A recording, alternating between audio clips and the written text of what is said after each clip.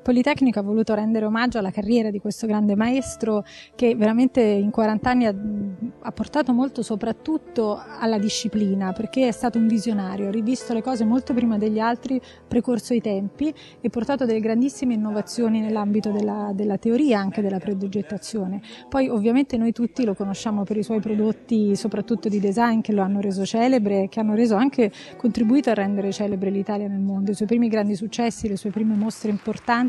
parliamo degli anni 70, nel 72 espone la prima volta al MoMA, nel 75 al Centro Pompidou Beaubourg, insomma diventa subito, diciamo, un personaggio oltre che dell'architettura, della cultura in generale, dell'arte e del pensiero, perché Gaetano Pesce è artista, scultore, architetto, designer, un po' come, diciamo, gli artisti rinascimentali che in questo luogo sono passati, e quindi è bello averlo qui.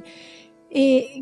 con tutte queste sue, diciamo, esperienze ha messo a fuoco dei caratteri dei punti teorici importanti della progettazione, innanzitutto ancorandola molto al materiale, allo spessore edilizio per quanto riguarda l'architettura e anche al processo produttivo per quanto riguarda il design, facendo delle grandi innovazioni sia nell'uno che nell'altro campo.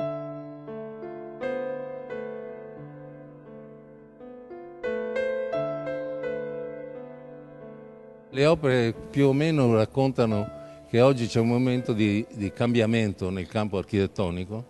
che è il momento che si abbandona la geometria tradizionale, molto, come dire, banale, ripetitiva e compagnia bella, un'estetica passata, e si va verso l'architettura fatta con le forme riconoscibili,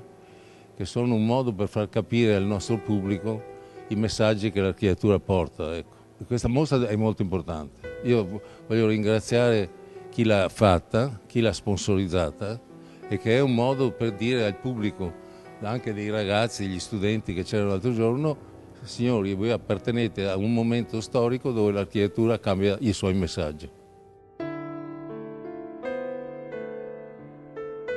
La vicinanza e il supporto al design industriale fa sì che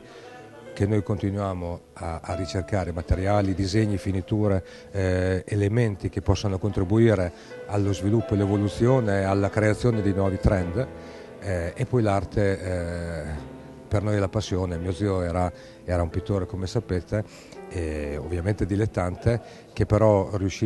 cercava di cristallizzare nell'arte le sue emozioni, i suoi dubbi, le sue sensazioni, e ha trasferito questa sensibilità a tutti noi. Direi che per noi questo è un connubio perfetto.